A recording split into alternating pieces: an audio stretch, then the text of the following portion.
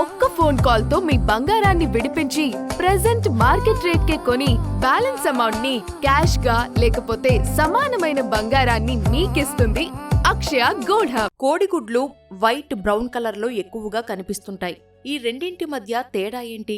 వేటిలో ఎక్కువ పోషకాలు ఉంటాయనే సందేహాలు చాలా మందికి వస్తుంటాయి. వైట్ కంటే బ్రౌన్ ఎగ్ లో అధిక పోషకాలు ఉంటాయని కొందరు నమ్ముతుంటారు. గుడ్డులోని పచ్చసొన వల్ల సమస్యలు వస్తాయని మరికొందరు అంటుంటారు. ఈ వాదనల్లో నిజమెంత? కోడిగుడ్డు పెంకు రంగులో తేడాలు ఎందుకు? పోషకాల్లో తేడాలు ఏమైనా ఉంటాయా అనే ఈ విషయాలు ఇప్పుడు చూసేయండి. వైట్ ఎగ్స్, బ్రౌన్ ఎగ్స్ రెండింట్లో పోషక విలువలు సమానంగా ఉంటాయి. గుడ్డు పెంకు రంగును బట్టి పోషకాల్లో తేడా అనేది ఉండదు. కోడిగుడ్డు షెల్ రంగు అనేది ఆ కోడి జాతి జెనెటిక్స్ పై ఆధారపడి ఉంటుంది.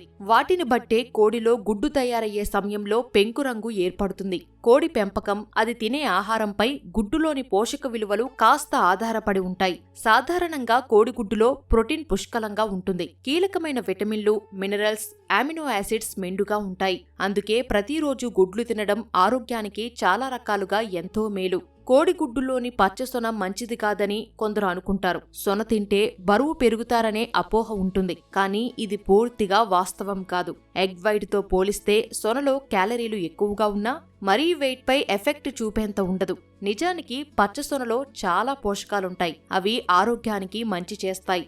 కోడిగుడ్లు తింటే రక్తంలో కొలెస్ట్రాల్ పెరుగుతుందని కూడా కొందరు అపోహపడతారు. ఇది కూడా వాస్తవం కాదు.